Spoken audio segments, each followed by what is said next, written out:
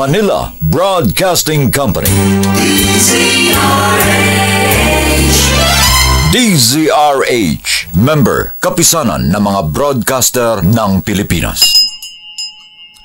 Oras Bishop Efraim Fautagana, alas 4:08.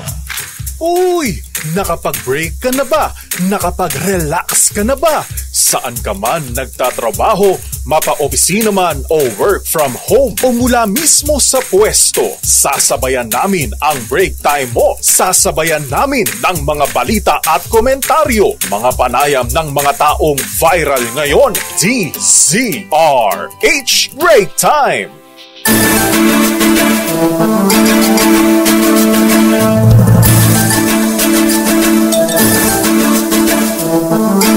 Magandang hapon Pilipinas. Ako po si Deo Macalma. Ako naman Thea Pecho Corpuz.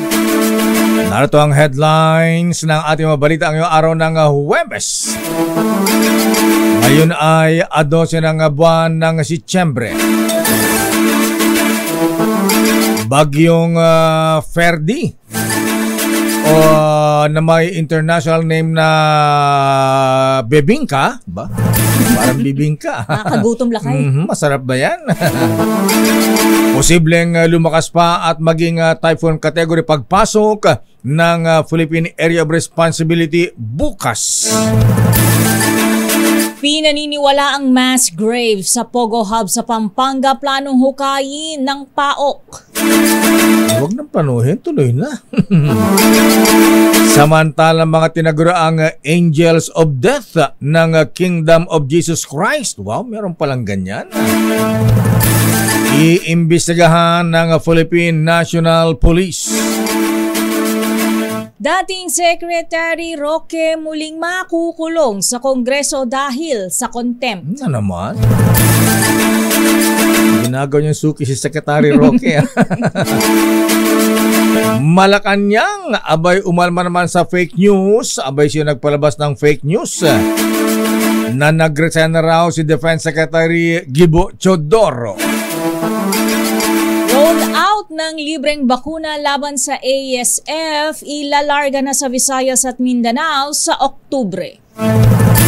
Operasyon naman ng LRT2 muling nagka-aberya dahil sa technical glitch. Abay kahapon po yan Mga residente sa coastal areas ng Sarangani Bay pinag-iingat dahil sa buhaya. May nakalabas niyan sa batasan. Marami-rami na. Vice Mayor naman sa Abra. Wow! Inambus, pinagbabaril ng riding in tandem. Pero swerte si Vice, ayan, siya po ay hindi napatay sugatan. Bay malapit na ang eleksyon kaya marami na pong ganyan, patayan ha. Yung mga potensyal ng makalaban. Kaya habang nalalapit ang eleksyon, Kuyang Robert Verosipul Robert Saluta ha. Ayan, i-ready mo na ang mga bulletproofing mo ha. Ayun, Kevlar lakay no. Kotse, mga sasakyan. At ngayon sa detalye na ating mga balita, ulayan natin ang kalagayan ng bagyong Bibingka. Wala bang puto bumbong dito? Malapit na ang Misa de Gallo. Ha? Ito ay international name at mapasailalim sa typhoon category. Oras na pumasok sa bansa bukas. Ayon sa Pag-asa, isang severe tropical storm pa lamang ang typhoon Bibingka na kumikilos pahilaga sa Philippine Sea sa labas ng PAR. Muli namang namata ng bagyo sa layong 1,975 kilometers sa silangang bahagi ng Central Luzon. Taglay nito ang lakas na hangin, aabot sa 95 kilometers per hour malapit sa gitna. Aba, medyo malakas. At may bugso na hanggang 115 kph. Wow! At kumikilos pahilaga sa bilis na 30 km bawat oras. Mabilis. Sa forecast ng Pag-asa, posibleng pumasok ang bagyo sa PAR bukas ng hapon o gabi. Pero nakatakda ring lumabas sa Sabado na umaga September 14. At kapag pumasok sa bansa ang nasabing bagyo, ito ay tatawagin sa pangalang kapalan nung nag-birthday kahapon tsaka yung magbe-birthday bukas, ha? Ferdi. Ayan. Palayaw ni Ferdinand. Samantala, plano ng Presidential Anti-Organized Crime Commission o PAOK na maghukay sa Pogo Hub sa Porac, Pampanga. Ito ay upang hanapin ang posible umanong mass grave na pinagbaunan sa mga pinatay na mga dayuhang nagtatrabaho sa Pogo. Ayon kay Yusek Gilbert Cruz, Executive Director ng PAOK, gagawin ng naturang hakbang matapos na may mga lumapit sa kanila at sinabi umanong may pinatay sa Porac Pogo Hub. Sinabi ni Cruz na mag-a-apply sila ng court order upang payagan ng PAOK na mahukay ang mga labi ng mga sinasabing ibinaon umano sa lugar. Nakikipag-ugnayan na rin umano sila sa Chinese Embassy sa listahan ng mga missing persons na nagtrabaho sa mga Pogo sa layon na makumpara ito sa mga pangalan na makikita nila sa Pogo Hub sa Porac. Narito ang pahayag ni Yusek Cruz. Sa ngayon, kinokompirma pa namin mabuti yung mga sinasabi nila, and we will be applying for a court order para ma-exhume yung mga bodies kung meron man doon sa mga tinuro nilang sites. Hukayin na. Mag-hire ng mga sepulturero sa North Cemetery.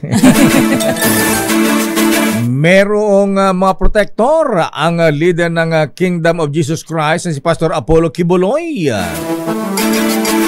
Obvious naman na siyang tagapagtago ng mga sikreto ng kanilang sekta. Wow.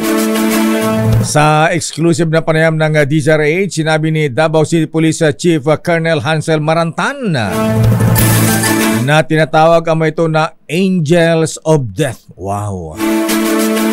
Ito mano ay mga assassin. Allah, pumapatay na siyang tumatarget sa mga taong nagsisiwalat ng kanilang sikreto, kasama na ang kanilang mga kamag-anak.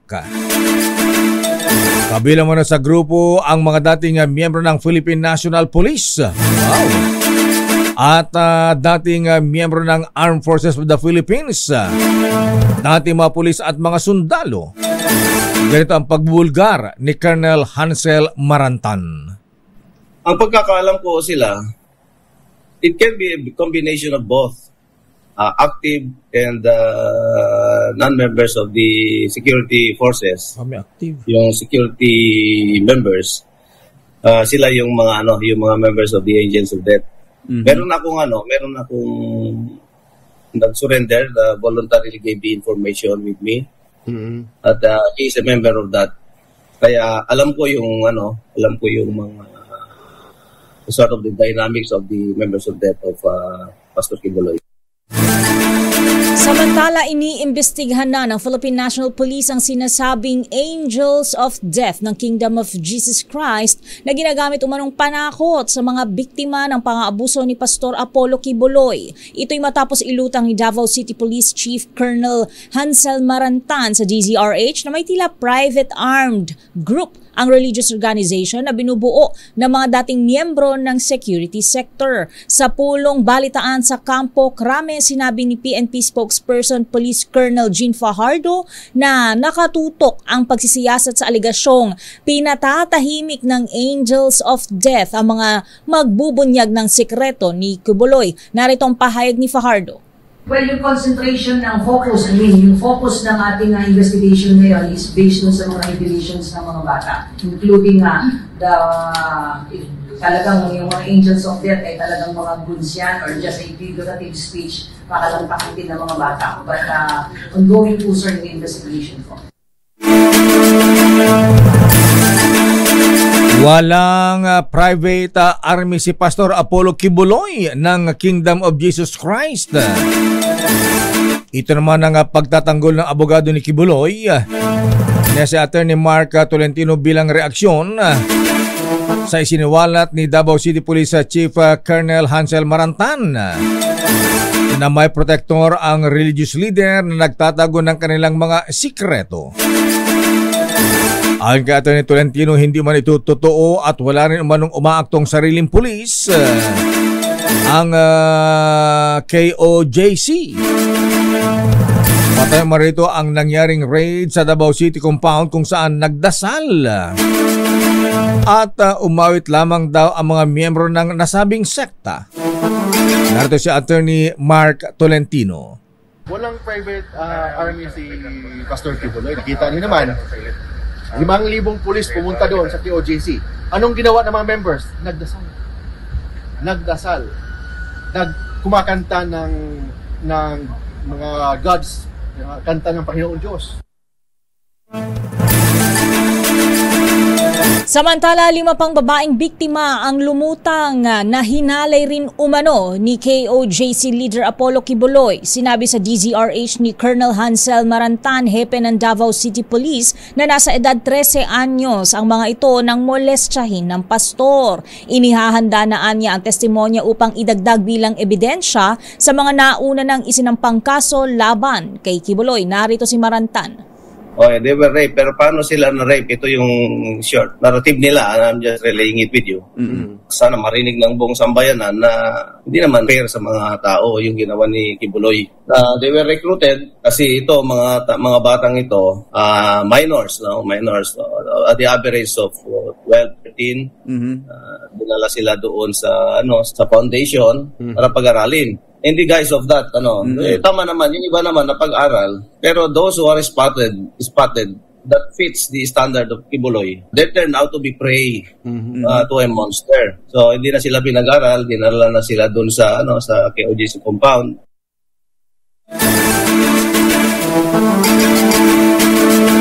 Hindi na nakabuntis si Pastor Apollo Kibuloy sa kanyang mga biktima ng rape dahil siya na ay nagpa-vasectomy. Ito ang isa rin sa maibinulgar ni Davao City Police Chief Colonel Hansel Marantan sa panayam ng 2x2. Batay sa salaysay ng mga lumantad na batang biktima ng nasabing religious leader. Narito si Colonel Marantan. Sabi nila, yun nga, tinanong ko rin sa kanila, bakit nga naman hindi kayo nabuntis? Sabi nila, si Kibuloy daw is castrated. Vasectomize siya. Nanawagan din si Colonel Marantan sa iba pa mga biktima na lumantad at huwag na matakot dahil nakulong na si Pastor Apollo Kibuloy. Sinabi pa ni Marantan na dapat na silang magsalita para hindi mabaon sa limot ang kanilang ibubulgar ng mga katotohanan, at kapag hindi sila nagsalita, maaaring ito ay kanilang pagsisihan. Datong muli si Colonel Hansel Marantan. Well, sa mga bata at sa mga na victimized by Pastor Kibuloy, mga kababayan, ito na yung chance for you to come out in the open. Kasi arestado naman natin si Pastor Kibuloy and others. Pasensya na kayo, we came in late, but we are here na nandito na kami, kaya come out to the open, huwag matakot. Otherwise, your truths will be buried forever. Yung katotohanan ninyo, may ibabaon na yan. Hindi na ninyo masasabi kailanman at magsisisi kayo.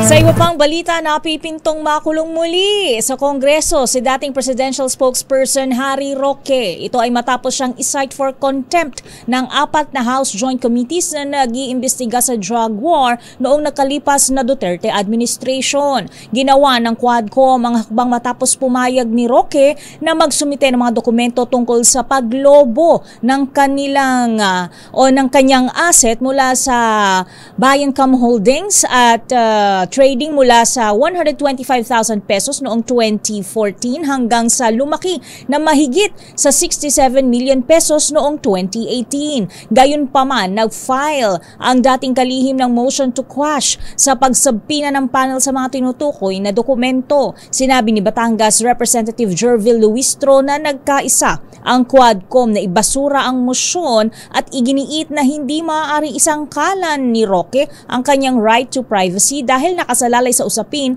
ang interes ng publiko. Dahil sa pangyayari, isinulong ni Bukidnon Representative Keith Flores na isight for contempt ang dating opisyal na inaprubahan unanimously ng komite. Weather talaga. Yung dati administrasyon, siga ang Secretary Roque. Harry Roque, ha? Ngayon sinasite for contempt at kinukulong sa Kongreso. Babalikan natin ilang pang mainit natin mga balita.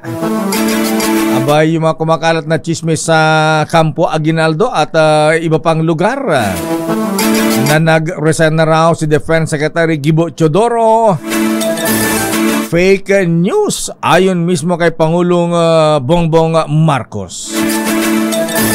Samantala, Vice Mayor sa Abra, naku talaga, election period na, ha?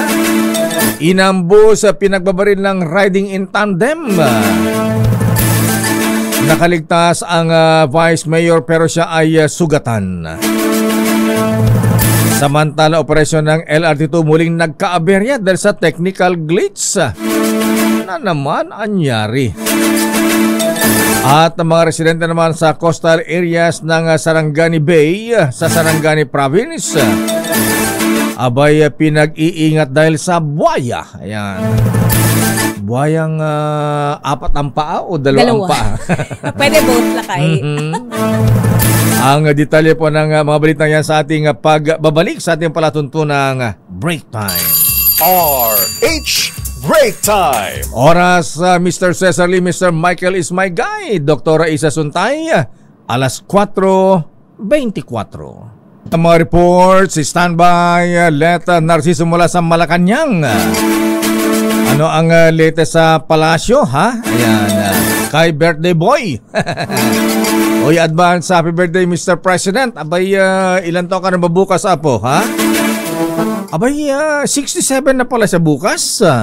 Abay, tingnan mo ano yung baby face na ganyan 67 years old na pala siya. Hindi pala kayo nagkakalayo-lakay. Ganon? Kaya kayo na pagkakamalang magkamukha talaga. Ganon ba yun? Oo. Sabi nga nung pinuntahan namin sa, magandang hapon nga pala sa mga teachers at mga estudyante ng Batino Elementary School. Sa Project 3? Project 3 Quezon City. Ang Teodoro M. Calaw Masonic Class 136 ay nag-donate ng mga brand new na computer sets kanina sa mga estudyante ron. Ayan. At thank you sa pagsalubong at mainit na pagtanggap. At sila ay nagpapasalamat. Sabi ng bata, Sir, sama po kayo ng presidente. Kapatid nyo ba? Hindi, sabi ko. Lamang kako ng 20 paligo yun. Anyway, happy birthday, Mr. President, sir. Ayan, at sabi ko mata aga tarikad-kid ka pa'y apo. Kaya sabi ko mata nasalun at ka nga kanayon. Kaya sabi ko maapot mapagserbyam. Itinapintas. Itiili tayo nga Pilipinas. Ha? Kaya sabi ko maapot ano mapigil sa Ilocano, ha? Stop. May pasarding mo. Ayan. Grabbing graft and corruption, apo. Ayan. Adulwalo tayo amin, free for all. Ayan. Kararag tayo iti panag baligi iti panagserbi na iti pagilyan. At happy birthday din kay ating Brenda D. At kay Wilson Fernandez o Wilson Fernandez ng Chinatown, Pinili, Ilocos Norte. Happy birthday. At kay Secretary Amena Pangandaman ng DBM. Happy birthday din kay Dara Secretary Condrado Condring Estrella III. Abay, naragsa ka pa nagkasakay mo. Apo, ba daming cabinet members, ano, ha? At eto, Undersecretary Trigiv Olaybar ng DepEd. Nag-birthday din siya kahapon. Happy birthday.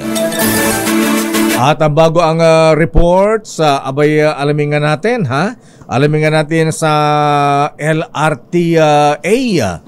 Ano ang nangyari? Bakit kasunod lakay? Oo, 2 araw nang nagkakaaberya ang LRT2. Nasa ating linya si Attorney Hernando Cabrera, Light Rail Transit Authority Administrator. Attorney Cabrera, sir, magandang hapon po sa inyo, Attorney. Thea, good afternoon po. Good afternoon sa ating mga listeners, sa ating mga viewers. Good afternoon po. Good afternoon, attorney. Kaya lang hindi yata magandang hapon na mapasero ng LRT2. Ayan. Anyari po, attorney, ba't na 2 araw nang nagkakaaberya? Ano ba itong sinasabi po ninyong technical glitch na ito? Well, Thea, yung kahapon, nagka-problema yung tinatawag natin na rectifier number 1. Ito yung nagsiserve. Ito yung parang pinaka-transformer natin. Ito yung, kumbaga sa bahay, transformer. Ito yung circuit breaker natin na nagsiserve ng recto at saka Ligarda station. So, yan yung nagka-problema kahapon. And then, ngayon naman, ang nagka-problema yung isang trend naman doon sa may Jeruis. So pareho silang power system problem, ano? Yung isa, nagka-problema yung circuit breaker which is serving yung recto at saka Ligarda station. And then yung kanina naman is yung isang train natin habang nandoon sa Jeruis station, nagka-problema naman yung kanyang power system. So yun yung parang nagkaroon ng spark doon sa taas. Kung makikita ninyo, yung trend natin parang may antena yan na dumidikit doon sa kable sa taas. So, yun. So yung point of contact nila nag-spark. At alam nyo naman yung trend natin, may mga safety mechanism yan So nung nag-spark, automatic, madidetect ng computer nung trend. Ibababa niya yon, so kakalabog yun Kasi ang intention nun, ibig sabihin may problema kaya nag-spark, automatic kaagad para ma-isolate yung trend sa power supply kasi pwedeng may makuryenteng pasahero or pwedeng masunog yan. So lahat ng trend natin equipped siya ng parang special feature yan na pagka nagka-problema yung kanyang power supply, bababa automatic yung pantograph para tatanggalan niya ng power supply. Kaya lang, ang result naman nun, magiging safe na yung trend natin kasi mawawalan na siya ng source ng kuryente para sa kaligtasan ng ating mga pasahero, hindi na rin siya aandar. Yun yung naging problema natin kanina. So, kailangan natin siyang itulak yung trend natin. Naitulak natin yung trend mga around past 8 na.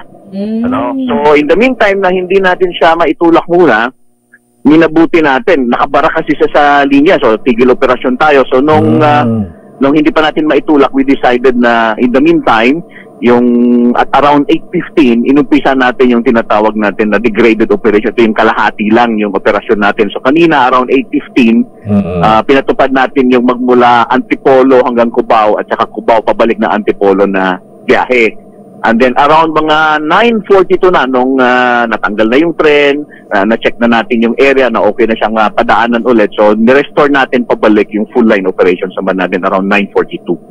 Anong problema, Attorney Cabrera, sir, sa parang pinaka-circuit breaker kanyo?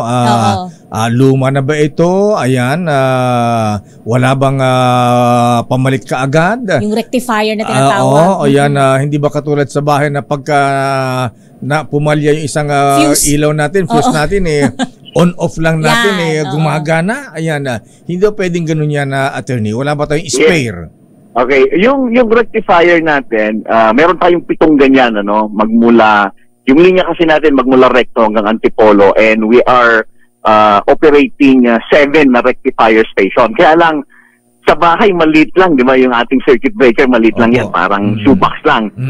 Yung circuit breaker po ng system po natin, isang malaking building ho yun, bawat isa. At punong-puno ho ng equipment yan. At kasi nga, ang tumadaloy na kuryente doon sa ating line to system is 1,500 volts. Sa bahay natin, magkano lang, parang 110 or 220 lang yung tumatakbo, no? Pero doon sa linya natin, at around ko yan, 1,500 volts yung dumadaloy na kuryente. Kaya talagang massive yung ating, kumbaga yung in layman's term, yung ating circuit breaker. Kahapon, yung may automatic feature din yun, yung ating mga rectifier station. So, sabi ko nga kanina, di ba, yung rectifier number 1, ang siniserve niyan, recto at saka Ligarda. And then yung rectifier number 2, ang siniserve naman yan is Puresa at saka Vimapa. Meron tayong, aside from doon sa safety feature niya, meron tayong redundant system. Ibig sabihin, pag nagka-problema yung rectifier number 1 mo, dapat sasaluhin ng rectifier number 2 para tuloy-tuloy yung operasyon mo. Backup. Yes, parang backup niya, redundant siya. Unfortunately, kahapon, yun yung iniimbestigahan namin, iniintay ko lang yung full report, hindi sinalo, nung nagka-problema yung rectifier number 1, hindi sinalo automatic nung rectifier number 2. Kaya natagalan tayo. Yun yung hinihintay namin, hinihintay ko yung full report, bakit unang-una bakit bumigay yung RSS number 1 at bakit hindi sinalo automatic nung rectifier number 2. So yun yung problema. Yung namang kanina, yung sa trend naman yun. So ganun din, power supply problem din siya, power system problem. So hinihintay ko rin yung report, yung full report, at pinapatrace namin bakit ganun na nagkaroon ng spark sa taas. So ngayon Attorney Cabrera, yung full report natin, Deo. So ngayon Attorney, suspended po ang biyahe ng LRT2. Hindi, tuloy-tuloy na. Tuloy-tuloy na. Okay na. Operations sa 9:42 kaninang umaga. Ayun, naibalik na pala. Okay, Attorney, maraming salamat. Magandang hapon. Maraming salamat. Thank you very much, sir. Kaibigan, ang administrator ng Light Rail Transit Authority, LRTA, Attorney Hernando Cabrera. Ayan. Sumabla yung circuit breaker. Ano bang tatak yan? Eagle ba yan? Ano ba yung mga tatak ng mga mga electrical equipments? Natawa lamang si Pangulong Ferdinand Marcos Jr. sa chismis na nag-resign na si Defense Secretary Gilbert Teodoro Jr. Sa isang ambush interview, ilang beses na binigyan diin ng Pangulong Marcos na fake news ang nasabing report. Sino ba nag-report kasi? Tinawag na Pangulong Marcos na imbento lamang. Paninira at desperado ang ganitong maistorya at di naman nakatulong sa buhay ng mga Pilipino. Narito ang birthday boy, Pangulong Marcos. Tinawag ko sa kanya magkaninang mga mag-resign ka daw. Bakit? Sabi niya, bakit paalisin mo na ako? Sabi ko, bakit paalisin mo na naman tayong problema? Hindi, yun ang lumabas na balita. Sabi niya, yun, huwag natin papansinin. Sabi ko, pero kailangan natin sabihin. At ipaliwanag sa taong bayan na itong klase, mga chismis, mga marites, kinakalat lang nila ito para magpulo. Muling pinayagan ng Pangulong Marcos ang publiko na maging maingat. Mapanuri at huwag agad maniniwala sa mga report na walang pruweba. Kung may mangyari maanyang pagbabago sa kanyang gabinete, ang Malacanang o ang pamahalaan mismo ang mag-anunsyo at kung sino-sino na lamang na ipinopost pa sa social media. Naritong muli ang Pangulong Marcos. Kung may magbabago sa kabinete, sa pamahalaan, kami mag-a-announce. Hindi kung sino-sino man sa nag-post. Hindi sila mag-a-announce, walang alam yan. Kami ang mag-a-announce. Sa kasalukuyan, ngayong araw na ito, walang magbabago. Samantala, pinabulaanan ng kagawaran ng tanggulang pambansa na nagbitiw sa pwesto si Secretary Gilbert Teodoro. Ayon sa DND, ipinakakalat ito ng ilang sektor online para iligaw ang atensyon ng publiko sa mga tunay na hamong kinaharap ng bayan. Abala umano ang kalihim sa pagpapalakas ng kakayanan ng bansa para protektahan ang teritoryo at soberenya nito. Nanawagan naman si DND spokesperson Director Arsenio Andolong sa mga individual sa likod ng tinawag nitong misinformation at disinformation na tigilan na ang kanilang ginagawa.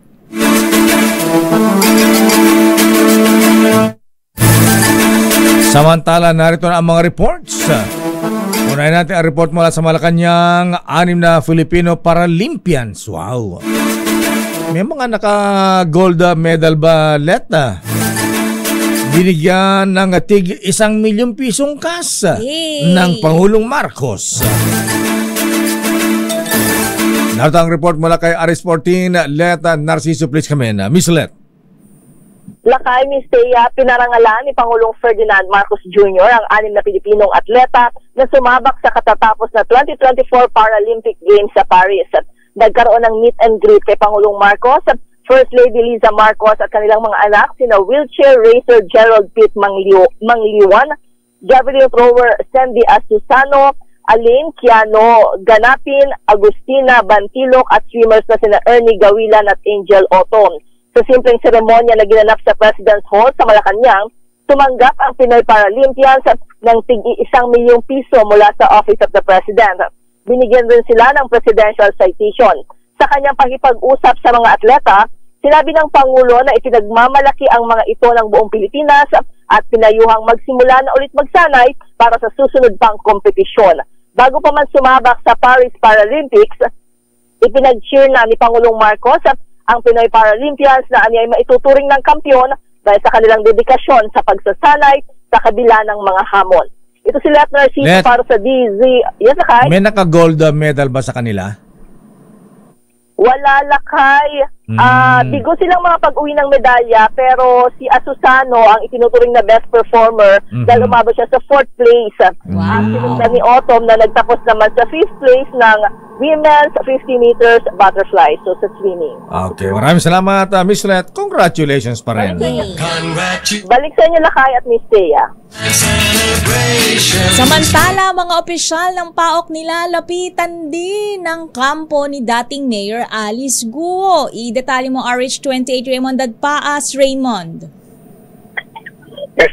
Mayor, inamin ni Undersecretary Gilbert Cruz, ang Executive Director ng Presidential Anti-Organized Crime Commission of PAOK Sinsi na pati sila ay nilalapitan din ng mga grupong malapit kay dismissed Bamban Tarlac Mayor Alice Guo. Ito'y kasunod ng ibinunyag ni dating Senador Ping Lacson na nagkaroon kumano ng 1 bilyong piso si Guo para siya ay malapit sa Malacanang. Paglilinaw ni Cruz ay pawang mga parinig lamang ang nakararating sa kanya. Ang malungkot na lang ay mga kaibigan niya sa serbisyo ang mga lumalapit sa kanya. Dahil kilala naman daw siya ay bilang isang kaibigan ay hanggang pangit na lamang ang ginagawa at hindi na umaabot sa usapan kung magkano ang pera. Bilang halimbawa ay may mga nagpaparinig ito at nagtatanong kung kinukumusta ang kaso ni Guo, baka sila daw ay maaring matulungan. Narito si Jose Cruz. Kayo sir, walang offer sa PAOK? May mga pasaring, of course. With all honesty, may mga pasaring. Ang nakakalungkot nga, yung iba, kaibigan mo pa. But kilala naman nila kasi ko eh. Kaya siguro, pasaring lang, hindi nila kayang idiretso. Nasa law enforcement service. Yeah, ang ano doon, hanggang doon na lang sila. Sir, mga pasaring na tulungan naman sila Alice Guo? Yeah, kunyari, itatanong nila, kamusta yung kaso ni Alice Guo? Pwede ba bang tulungan yan? Ganon, pero walang pinag-uusapang pera. Kaya Cruz, hindi nakapagtataka na paulat na 1 bilyong piso ni Guo. Maliit lang nakalaga ito para sa mga taga-Pogo, lalo na ngayon na naiipit na sila at naka-freeze ang kanilang mga pera at ari-arian, maliban pa sa pagkakabulgar kung sino-sino yung mga kanilang mga big boss at ganoon din kung sino ang mga kasabwat dito sa Pilipinas. Kaya gagawa ng paraan ng mga ito para lamang sila ay makaligtas sa asunto. Ito si RH28 Raymond Dadpaas para sa DZRH, una sa Pilipinas, una sa Pilipino. Maraming salamat, Raymond Dadpaas. Wow, mahina 1 bilyon ha. Ayan, sa dami ng pera kasi nila. Nag-uumapaw Lakay, walang mapagsidlan. Oo, kaya maraming tumutulong sa kanya. Ha? Kaya sa dami ng pera kaya magbigay manuhol ng 1 milyon o maaring 1 bilyon. Wow. Babalikan natin lang pang mga reports. Standby manang Milky Rigunan. Nako, yung budget ng Office of the Vice President ni Vice President Inday. Abay, milyones na lamang at wala ng bilyon. At pang-abuso ni Pastor Kibuloy, itinuturo bilang yung mga minor de edad na inaabuso daw ni Pastor, ha? Yun daw pakipagtalik sa pastor ng mga minor de edad ay pakipagtalik daw sa espiritu ng Diyos. Wow, lupit. Seva Lakay. Seva. Service. Service ang tawag doon. Ano ba yun? Alay sa Diyos pala yung pakipagtalik sa minor de edad para kay pastor. Mga natutunan ko yan sa Maharaj. Ganun ba? Panoorin mo kasi Lakay. Ganun ba yun? Related ba kay pastor yan? Parang ganun kwento? Maybe. Pwede. Babalikan natin lang pang detail ng balitang yan.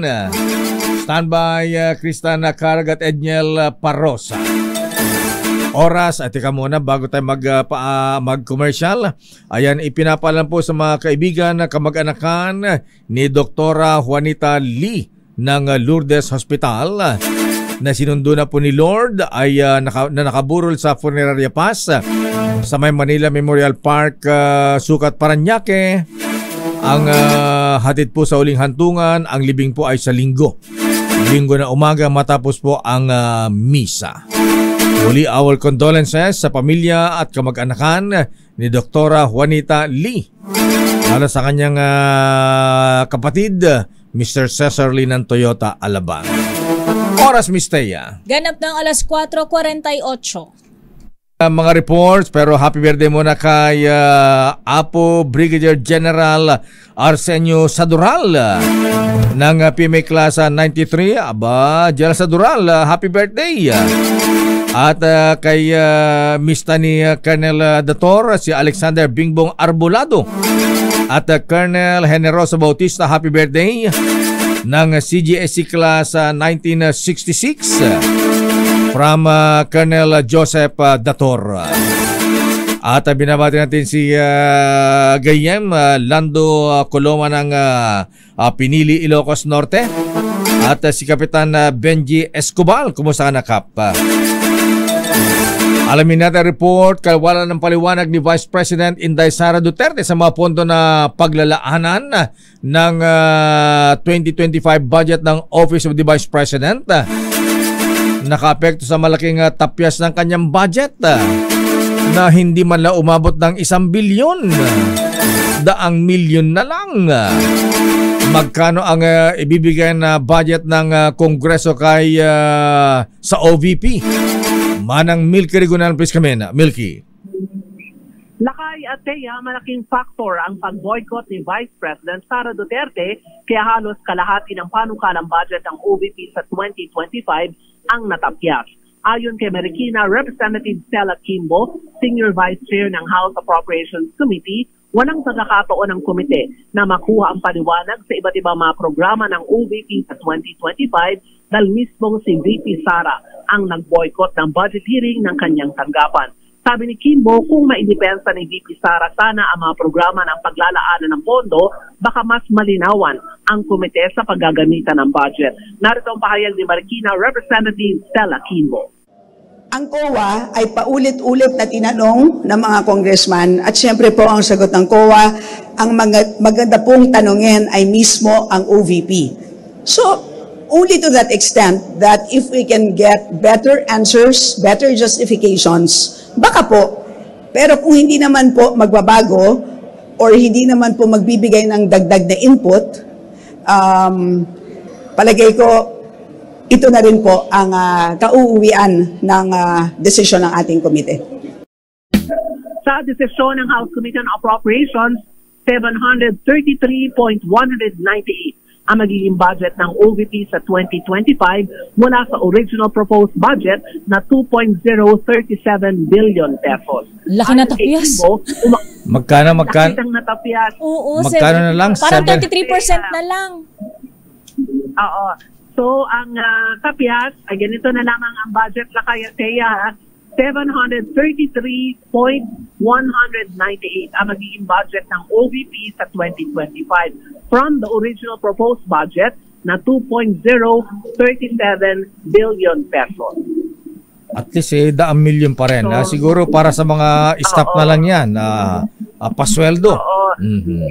Ito na kayang mathematics dyan na ayon kay Kimbo, umaabot sa 1.29 billion pesos ang ginawang tapyas ng komite sa kabuang budget ng OVP.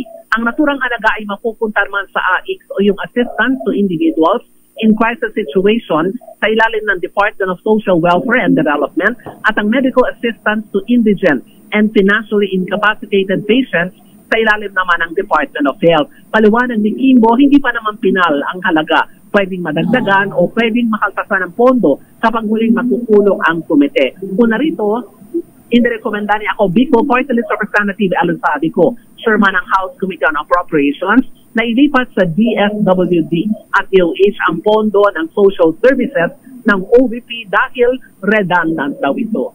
Ako si Neil Gregorio, nagulat para sa DCRH, una sa Pilipinas, una sa Pilipino. Maraming salamat ng Milky Regunan, pero ang lupit nung aligasyon ni Vice President Inday, ha? Ayan, 2 tao lang daw ang may hawak ng pondo ng Pilipinas. Grabe yun, laka. 30% na lang na tinatuloy sa kanyang proposed budget. Inalisan ba siya ng gas allowance? Alam ba siyang pang Jollibee, pang McDo? Kaya nga.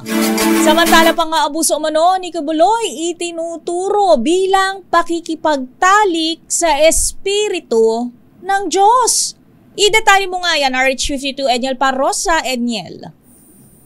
Lakay at Mistea, tiket sa langit ang umano'y turo ng Kingdom of Jesus Christ sa mga babaeng nagiging biktima ng sinasabing pang-aabusong sexual ni Pastor Apollo Kibuloy. Yan ang nabatid ng Philippine National Police matapos makapanayam ang mga lumapit sa kanilang hanay para ibunyag ang aligasyong kahalayan ng religious leader. Ayon kay PNP spokesperson Police Colonel Jean Fajardo, lumalabas sa paunang investigasyon na mga may purong pagkababae ang bahagi ng pastorals kung tawagin na iniaalay kay Kibuloy. Pagtapos naman ng makipag-shipping, sinasabihan daw itong mga kababaihan sila ay mga birhen pa sapagkat nakipagtalik sila sa espiritu ng Diyos. Pakinggan natin si Colonel Fajardo. Sabi na pagkatapos gamitin di umano ni Pastor Kibuloy itong mga bata, ang sinasabi sa kanila ay they are still pure, intact pa rin yung kanilang pagkababae dahil lang nakipagtalik sa kanila ay espiritu ng Diyos. Sa hiwalay na ambush interview sa Campo Crame, tinawag namang marites ng isa sa mga abogado ni Kibuloy ang PNP. Welta ni Attorney Mark Tolentino, akusasyon lamang ang isyu ng pang-aabuso, maging ang umano'y Angels of Death, private army ng KOJC. Pakinggan natin si Attorney Tolentino. Fake news, yun ang tinatawag na marites. Sana yung mga PNP hindi makisama sa mga marites dyan. Sundin po nila ang rules of court, sundin po nila ang rules of law. The accused is presumed innocent until proven guilty beyond reasonable doubt. And second, allegation is not equivalent to guilt. Ito si Edniel Parrosa. Ka Edniel. Ayan, kumusta ngayon si Pastor Apollo Kibuloy at si Mayor Alice Guo?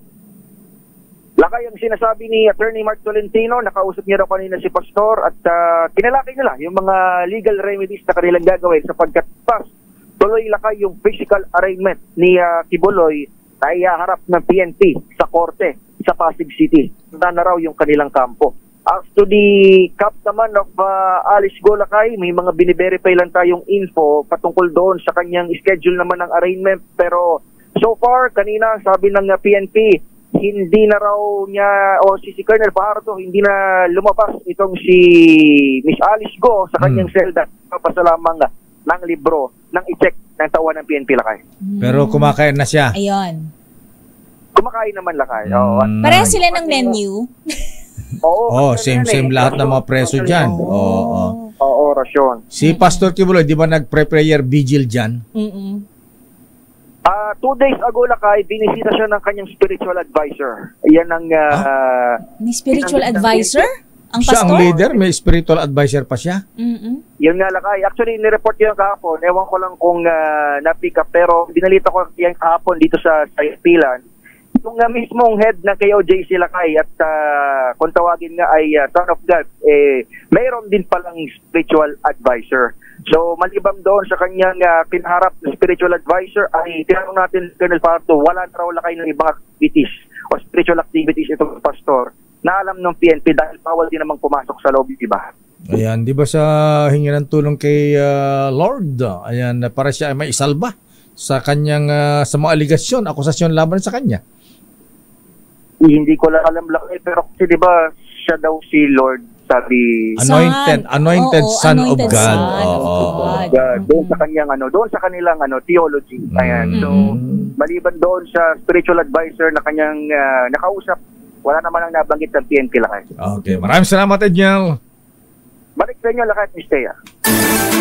Maraming salamat Edniel Parrosa mula sa Campo Crame at para sa mga nagtatago ng dollar dyan, Maraming salamat, Mr. Michael Ismaygay, our business correspondent. How much? Nagsara ang palitan ng dolar sa halagang 56 pesos and 20 centavos bawat dolar. Aba, kahapon 55.97, ha? Abay, bumabagsak naman ang halaga ng piso. Up, down, up, down. Ayan, sugatan na nakaligtas ang Vice Mayor ng Pidigan, Abra, matapos itong ambusin pagbabarilin kaninang alas 8 ng umaga. Ang inambus ay si Vice Mayor Noel Bizares, 56 years old, residente ng Barangay Pamutik, Pidigan. Ayon sa report ng PNP, nakaupo lamang ang biktima sa kanyang construction supply business. Akala ko nasa kotse. Nang ito ay pagbabarilin ng dalawang riding in tandem. Agad namang nagresponde ang mga pulis at ayon sa investigasyon, kalibre 45 ang ginamit ng mga suspect na nakatakas. Nagtamo ng tama ng bala sa kanang bahagi ng braso at ang nasabing Vice Mayor hindi naman napuruhan at siya ay isinugod sa ospital sa Ilocos. Aba, sa Ilocos dinala, hindi sa Abra, ha? Natakot baka sundan sa ospital, parang yung ano, 'di ba, yung sa Cavite, Lakay. Sa Cavite, pinatay sa ospital. Correct. Sa ngayon ay nalampan ng pulisya ang motibo sa nasabing tangkang pagpaslang kay Vice Mayor Noel Bizares ng Pidigan, Abra. Samantala, nanganganib na mapurnada ang budget ng Department of Health sa susunod na taon. Ito ay dahil sa kabiguan ng DOH na obligahin ang PhilHealth na madaliin ang pagtatakda ng mga karagdagang benepisyo para sa mga pasyente na miyembro ng Government Insurance Health Corporation. Sinabi ni Agri-Party List Representative Wilbert Lee na may kapangyarihan si DOH Secretary Ted Herbosa na gawin ang hakbang dahil ang DOH ang tumatayo bilang chairman ng Benefits Committee ng PhilHealth.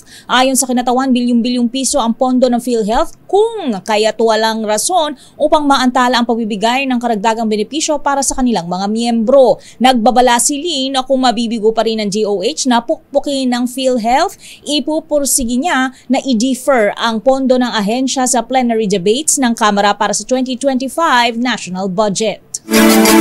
Sa balitang sports, sa South Korean football star, iginit na pinupersa daw ng China na umamin sa mga aligasyon ng bribery laban sa kanya. Ba't siya sinusuhulan?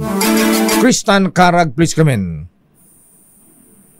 Igigit nga ni South Korean football star Son Jun-ho na pinira siya ng mga otoridad sa China na umamin sa mga bribery at game-fixing charges laban sa kanya. Kasama si Son sa mahigit 30 katao na pinatawan ng lifetime ban ng Chinese Football Association kasunod ng kanilang 2 taong investigasyon sa match-fixing at gambling. Sa isang news conference, sinabi ni Son na nagbanta ang mga otoridad na aarestuhin at iimbestigahan ng kanyang asawa kung di aamin ang South Korean football star sa mga kaso laban sa kanya. Tinatanggi ni Son ang mga aligasyon laban sa kanya at iginiit na ang tanging ebidensya na hawak ng mga otoridad sa China ay ang kanyang false confession. Nitong Marso, pinakawalan si Son patas siyang makulong ng halos 10 buwan at bumalik sa South Korea. Noong inaresto si Son sa China noong Mayo, naglalaro siya para sa Chinese Football Club na Shandong Taishan. Kasalukuyang wala pang sagot ang Chinese Football Association, pati na rin ang General Administration of Sports of China sa mga payag ni Son. Ito si RH53 Kristan Karag, DZRH, una sa Pilipinas, una sa Pilipino. The road is long with a man. Maraming salamat, Christian Karan, sa yung balitang sports. At yan ang kabuhan natin palatuntunan ng break time. Ako po si Dayo Makalma. Ako naman, Thea Petro Corpuz. Ingat-ingat, stay safe. Susunod na mga balansyadong balita at Chairman of the Board Henry Uri at Miss Kay Karen Oyong, Filipino citizen. Bye-bye. Oras alas 5:05. Ay, alas 5:07 na.